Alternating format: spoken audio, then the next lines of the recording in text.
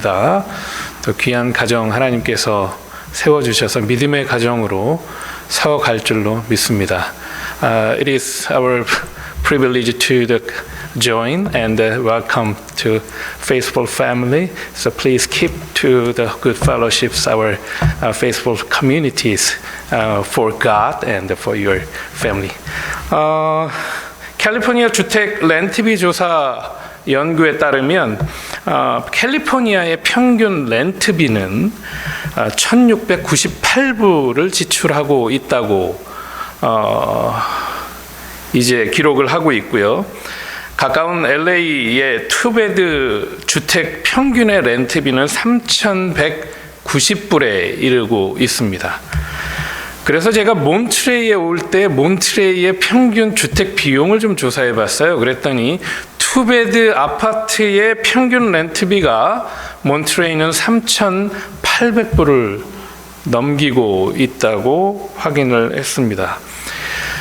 몬트레이에서 살고 있는 여러분, 옆 사람에게 서로 격려해 주시면서 인사해 주셨으면 좋겠습니다. 한번 이렇게 인사해 볼까요? 대단하십니다.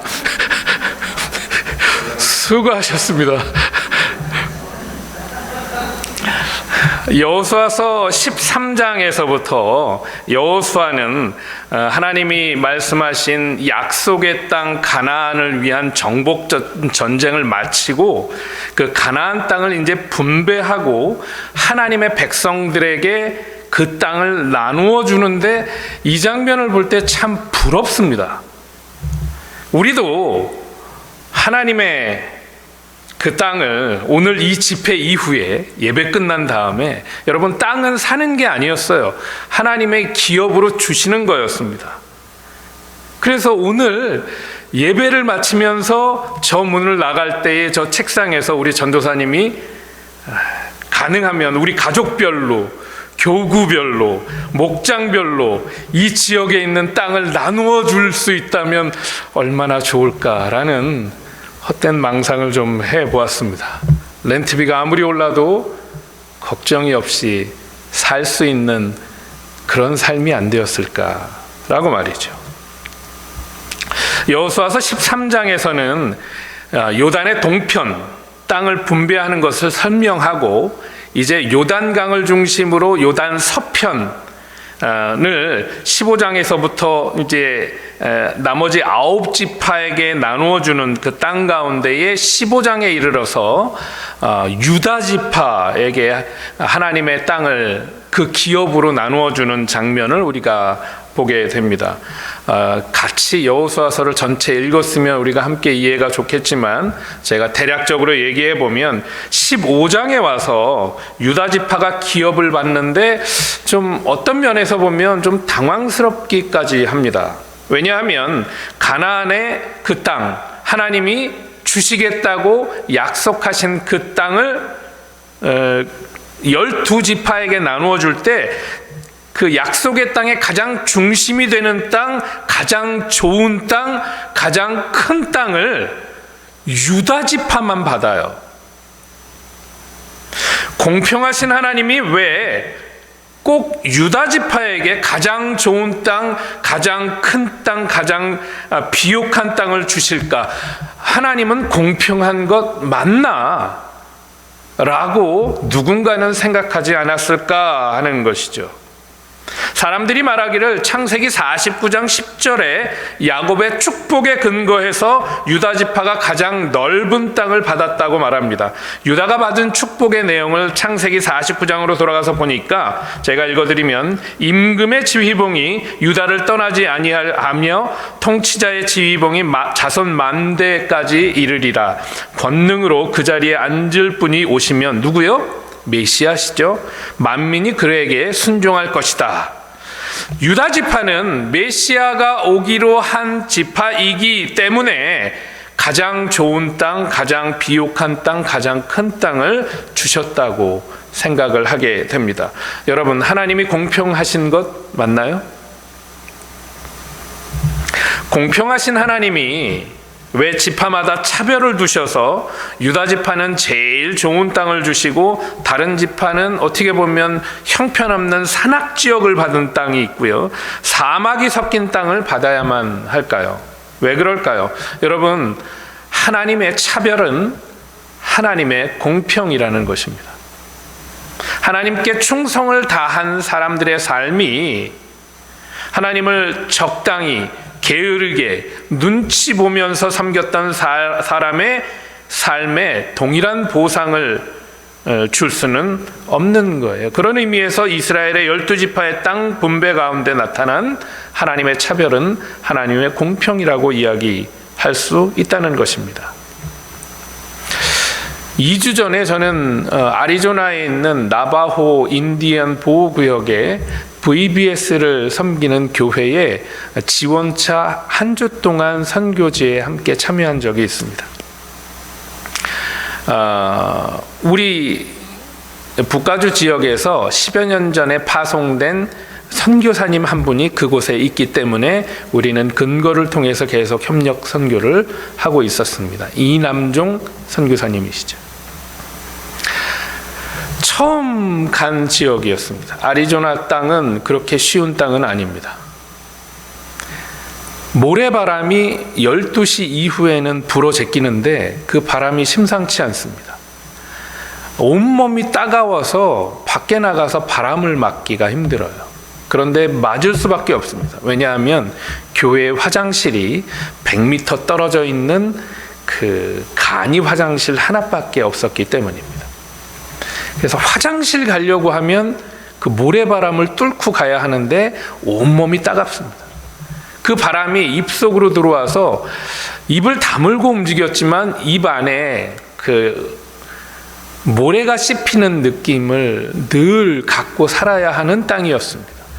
땅이 포장이 된 지역도 아니었기 때문에 집집마다 어느 골짜기에 있다고 한다면 포장되지 않는 길을 애써 찾아가면서 그 집을 찾아가야 할 그런 지역이었습니다. 그런 지역에 선교사님이 살고 계셨습니다. 10여 년 동안 함께 그들과 동고동락하며 살고 계셨습니다. 그런데 제가 10여 년 전에 보았던 그 선교사님의 모습은 아니었던 것 같습니다. 왜냐하면 2년 전에 큰 교통사고가 있으셨대요. 그래서 제가 만나보았을 때는 저보다 풍채가 좋으셨던 그분이 바짝 마르신 상태로 환한 얼굴로 저희 선교팀을 맞아주셨습니다. 사고의 후유증으로 몸을 떨고 계셨습니다. 그 어려운 몸을 가지고 그 지역, 그 벌판, 그 허허 벌판에 사람이 산다고 말씀하시면서 그 지역에 복음을 전하기 위해서 살고 계셨습니다. 사모님과 함께 사모님이 15교회, 목사님이 15교회를 연결해 주시며 우리 지역에 있는 교회들과 남가주에 있는 모든 교회들이 하나님의 복음을 들고 나아갈 수 있도록 통로의 역할을 10여 년째 감당하고 계셨습니다. 여러분, 제가 보기엔 그 선교사님은 목숨을 갈아 넣으면서 선교를 하고 계셨습니다. 그런 분들과 지금 앞에서 보이는 저처럼 양복 깨끗하게 입고 좋은 곳에서 편안하게 목회하고 있는 사람이 동일한 보상을 받는 것은 공평한 것이 아닙니다. 하나님의 나라에서의 차별은 하나님의 공평이라고 이야기할 수 있기 때문입니다.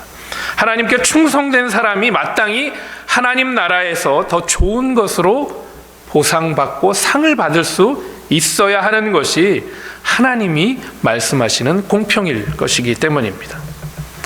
14장의 한가운데에 지금 15장까지 유다지파의 분배 이야기가 나오고 있는데요, 유다지파의 이야기 한가운데에 오늘의 주인공 갈렙의 이야기가 들어 있습니다. 우리는 이 갈렙의 이야기를 보면서 또 이상한 지점을 발견하실 수 있을 것입니다. 14장 15절에 있는 말씀을 한번 돌이켜 보시죠. 14장 15절에 보면 헤브론의 옛 이름은 기럇 아르바라. 아르바는 아낙 사람 가운데 가장 큰 사람이었더라. 그리고 그 땅에 전쟁이 그쳤더라 라고 기록하고 있습니다. 여러분, 이스라엘의 전쟁은 이미 11장에서 끝났습니다. 여호수아의 전쟁이라고 불리우는 이스라엘의 전쟁은 이미 11장에 끝났다고 기록이 됐습니다. 11장 23절로 더 올라가 보면 이와 같이 여호수아가 여호와께서 모세에게 말씀하신 대로 그 온 땅을 점령하여 이스라엘 지파의 구분에 따라서 기업으로 주매 그 땅에 전쟁이 그쳤더라. 11장에 이미 7년간의 그 땅을 위한 정복 전쟁을 했던 이스라엘의 전쟁은 끝이 났습니다. 전리품을 나누기 위해서 각 지파별로 분깃별로 이미 땅을 나누고 있고, 유다 지파는 이미 큰 땅을 받고 난 이후입니다. 그런데 오늘 본문 14장에 와서 다시 갈렙은 전쟁이 끝났다고 선포를 하고 있습니다. 아니, 11장에서 여호수아가 끝낸 전쟁은 뭐고, 오늘 15장에 와서 갈렙이 끝냈다는 전쟁은 또 무엇입니까? 왜 전쟁이 끝났다는 표현이 두 번이 나옵니까? 전쟁이 두 번 있었나요? 저는 이게 궁금했습니다.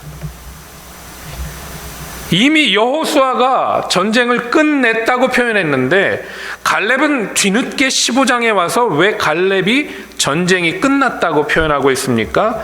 여러분, 여호수아가 끝낸 전쟁과 오늘 15장에 갈렙이 끝냈다는 전쟁은 달라요.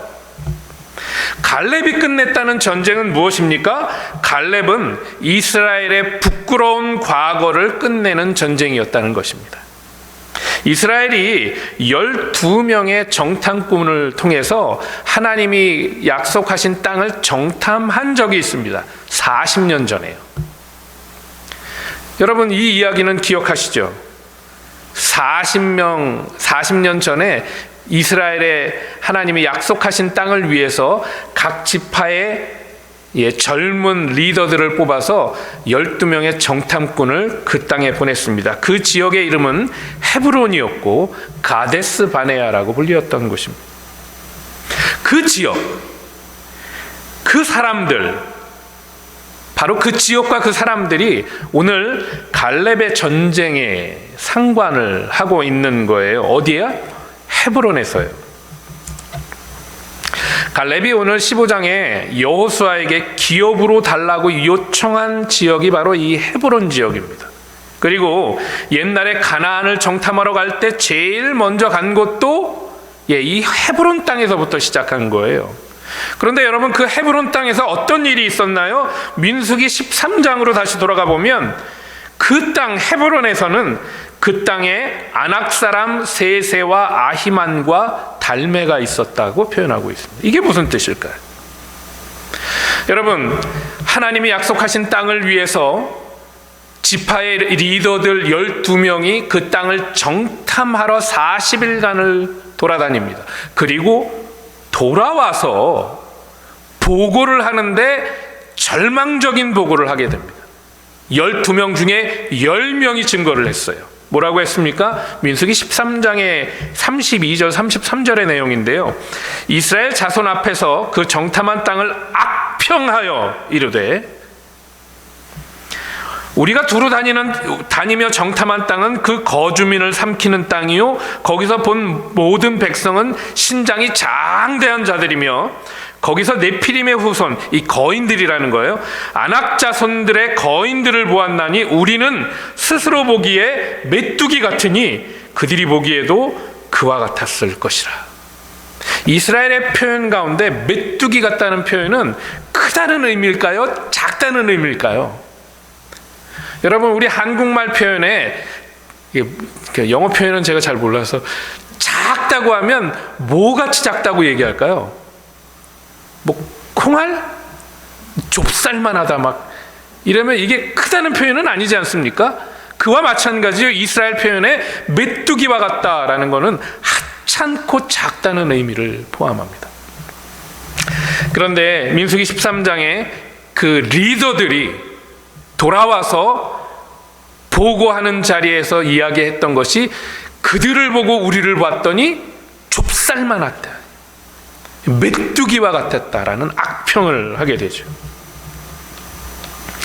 여기에서 이스라엘은 그 헤브론을 정탐한 이후에 씻을 수 없는 치명적인 메뚜기 컴플렉스를 얻게 됩니다.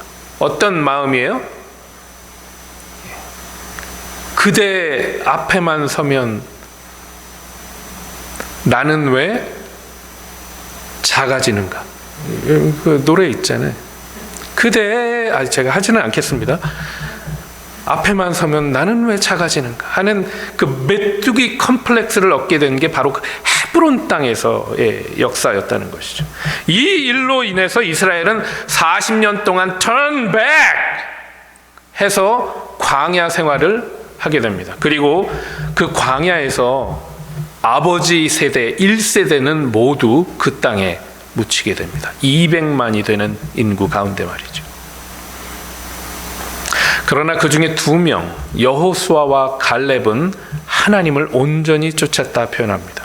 그리고 그 갈렙은 40년 후에 살아남아서 기억했다는 거예요. 이스라엘이 하나님 앞에 순종하게 하지 못하고 약속의 그 땅을 올라가지 못하게 하고 차지하지 못하게 하고 오히려 악평하고 하나님께 저주받아서 죽기까지 한 이유가 누구 때문이었나?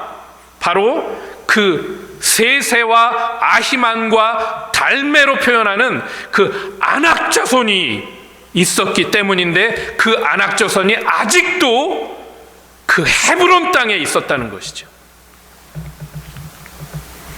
여호수아와 백성들의 전쟁은 끝났다고 표현했습니다. 그런데 갈렙만은 자신의 전쟁은 아직 끝나지 않았던 거예요. 왜요?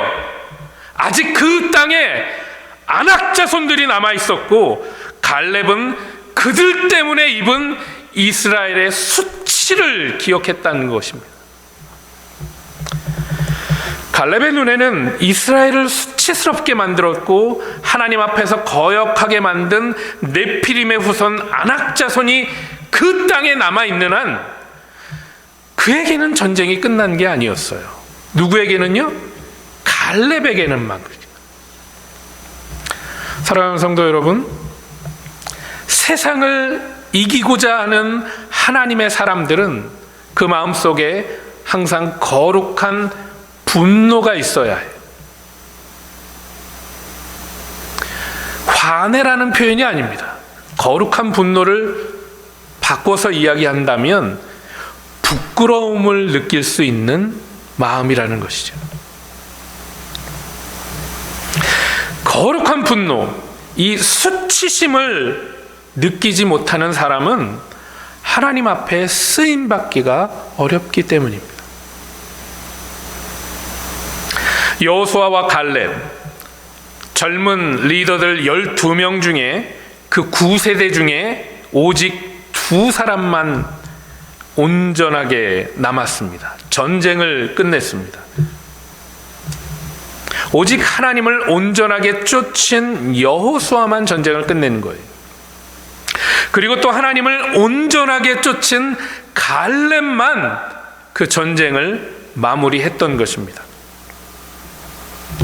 여러분, 그럼에도 불구하고 여호수아의 전쟁과 갈렙을 구분하고 갈렙의 전쟁을 구분해서 우리가 갈렙의 전쟁에 오늘 집중하는 이유는 무엇입니까?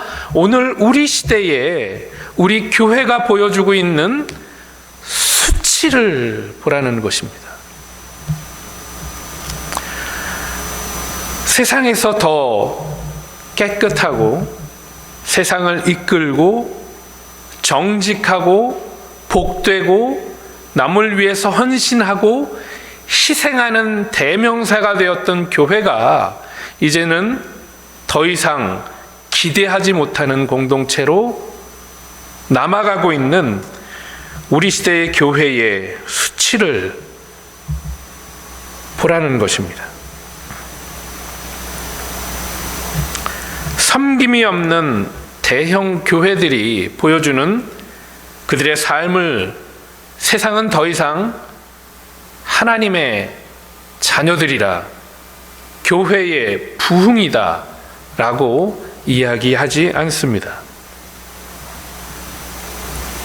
사랑하는 성도 여러분, 하나님의 뜻을 거역하게 만들고 지금 우리의 삶 가운데서도 하나님의 뜻 가운데에서 벗어나게 만들고 있는 우리에게 다가오는 우리의 안악자손과 같은 것들, 한국 교회 안에, 우리 안에, 아니 내 자신 안에 만약에 그러한 안악자손 같은 것들이 있다면, 여러분 누군가 그것을 제거하지 않는다면 오늘 우리에게도 우리 시대의 여호와의 전쟁은 아직 끝나지 않은 거죠. 갈렙은 제일 먼저 그 헤브론 땅을 달라고 여호수아에게 요청합니다. 갈렙은 지난 과거를 분명히 돌아보고 죄로 인한 수치를 당함을 기억하는 리더였기 때문에 그는 그것을 반드시 제거해야만 했던 것이죠. 여러분 두렵지 않았을까요? 지금이나 옛날이나 안악자손 앞에 서면 그 심장이 변화되지는 않았을 것입니다. 그러나 갈렙이 40년 전에도 이야기했듯이, 그리고 지금이나 옛날이나 하나님 앞에서 서 있는 그 용기와 변하지 않는 믿음을 가지고 이스라엘의 리더로서 남들은 다 그렇게 보지 않지만, 남들은 다 잊었는지 모르지만 이 부끄러움만큼은 후대에 대물림해서는 안 된다는 수치심을 느낄 수 있는 리더였다는 것은 확실합니다. 사랑하는 성도 여러분, 오늘 우리가 새롭게 하나님 앞에 다시 시작하려고 한다면 과거에 대한 우리의 삶의 반성은 반드시 필요합니다.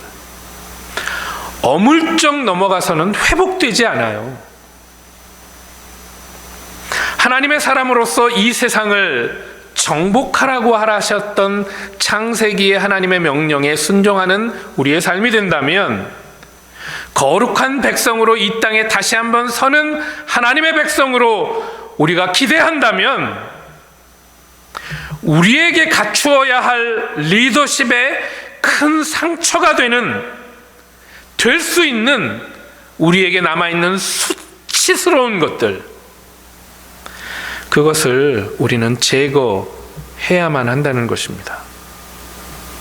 이것이야말로 다음 세대를 살아가고자 하는 우리 자녀들에게 지금 세대를 살고 있는 우리들이 남길 수 있는 믿음의 유산이 되어야 하기 때문입니다. 사랑하는 성도 여러분, 여러분의 개인적인 수치심은 어디에서 비롯되고 있습니까? 나의 삶 가운데 하나님의 말씀을 잊어버리게 하고 나를 하나님의 풍요로운 은혜에서 멀어지게 하고 무기력하게 만들고 게으르게 남게 만들어 놓고 소망 없이 그냥 교회의 문턱만 잊지 않고 다니게 하는 내 삶의 안악자손은 무엇인가? 그것을 찾아서 여러분이 싸워서 전쟁을 끝내고 하나님의 복과 은혜의 기업을 다시 회복하시기를 축원합니다. 누가 싸워야 합니까? 저와 여러분 스스로요. 갈렙은 어떤 사람이었습니까? 갈렙을 조사하는 과정 가운데 그의 표현이 그렇게 몇 개 나오지 않습니다. 그런데 그니스 사람 여분네의 아들 갈렙이라는 표현이 나와요. 그니스 사람이라는 것은 이방인이라는 것입니다. 에돔 사람이었어요. 에돔 사람 가운데 전쟁을 치르면서 그 에돔 가운데 하나님을 인정하고 이스라엘에 포함된 사람인데 주류의 사람으로서 살지는 못했을 것입니다. 다시 말해서 사회적인 편견과 제약을 가지고 있었던 리더였다는 것이죠. 그럼에도 불구하고 갈렙을 표현할 때 여호수아에게 표현되었던 동일한 표현이 나오는 것은 바로 이것입니다. 그는 하나님을 온전히 쫓았다. 히브리어로 말레라고 표현하고 있는 이 표현이 14장 8절에서 9절에서 14절에서 동일하게 표현하고 있습니다.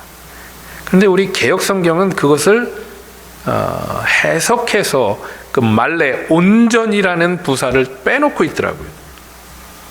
그래서 14장 8절에는 내 하나님 여호와께 충성하였으므로, 이거 온전히 충성하였으므로 라고 했어야 되는데 그 온전이라는 표현이 빠졌어요. 9절에서도 여호와께 충성하였은즉, 이게 온전히 충성하였은즉 이라는 표현인데 그것도 빠졌고요. 14절에서 와서야 이스라엘의 하나님 여호와를 온전히 쫓았습니다 라고 갈렙은 자기를 고백합니다. 말레, 하나님을 온전히 쫓았다. 케네스 헤이건 목사님이 그의 저서에서 성령이 충만한 사람이 시간이 지남에 따라서 그의 영혼의 그 저장소가 점점점 위태해질 것을 염려하면서 이런 말씀을 하신 적이 있어요. 여러분, 우리가 기도와 금식으로 부르짖지 않으면 성령의 임재가 비어가 바닥이 드러난 마음을 언젠가 부끄럽게 바라볼 수 있게 될 것입니다 라고 말이죠. 사랑하는 교우 여러분 벌써 7월 마지막 주간을 보내고 있습니다. 다음 주면 8월이에요. 이미 1년의 절반을 넘겨가고 있는 가운데 여러분, 새해 1월 1일에 결심했던 것을 다시 한번 상기해 보시기 바랍니다. 여러분, 올해 무언가를 변화시키고자 결심하신 적이 있으셨을 겁니다. 여러분의 새해 결심이 끝나는 올해가 지나기 전에 여러분, 기도의 자리에 나아오시길 바랍니다. 그리고 전심으로 하나님 앞에 부르짖으셔야 합니다. 지금 내 안에 있는 안악자손을 몰아내고 하나님의 쓰임에 합당한 교회로 내가 다시 거듭날 수 있는 길은 진심을 다해 하나님께 기도하는 길 이외에는 없기 때문입니다. 갈렙이 어떤 전쟁을 했습니까? 16장 6절에는 그리고 15절까지 헤브론을 정복합니다. 왜 헤브론입니까? 그 많은 도시들 가운데 왜 갈렙은 여호수아에게 하필 헤브론을 달라고 한 이유가 어디 있었어요? 헤브론 때문에 12명의 정탐꾼이 메뚜기 컴플렉스 생겨서 하나님을 거역했기 때문이었습니다. 사람들은 다 잊어버렸는데 갈렙은 잊지 않은 거예요. 무엇 때문에 우리가 이렇게 고통을 당했는지, 무엇 때문에 우리가 40년간 방황을 했는지, 왜 우리 세대에 다 광야에서 죽어야만 했는지 다 잊었지만 갈렙은 잊을 수 없었습니다. 무엇을요? 헤브론과 그 땅에 있는 안악자손을 말이죠.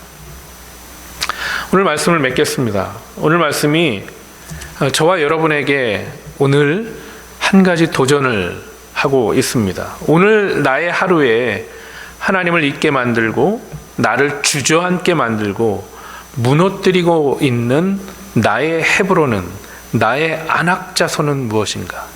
오늘 우리 가정에, 우리 교회에 하나님의 그 은혜의 풍성함에서 떠나게 만들고 있는 나의 습관의 안악자손이요, 나의 관계의 안악자손이요, 나의 생각의 안악자손은 과연 무엇인가? 그런 우리들도 오늘 갈렙의 외침처럼 하나님께 담대하게 요청해야 합니다. 여러분, 하나님께 이렇게 요청해야 됩니다. 하나님, 이 산지를 지금 내게 주소서. 우리 삶에 하나님의 꿈을 포기하게 만드는 안악자손을 무찌르고 여호와의 전쟁을 싸우시는 하루를 삽시다. 거룩한 분노를 통해 수치를 제거하는 샘솟는 용기가 우리 가운데 일어나기를 간절히 축원합니다. 우리 함께 기도하겠습니다.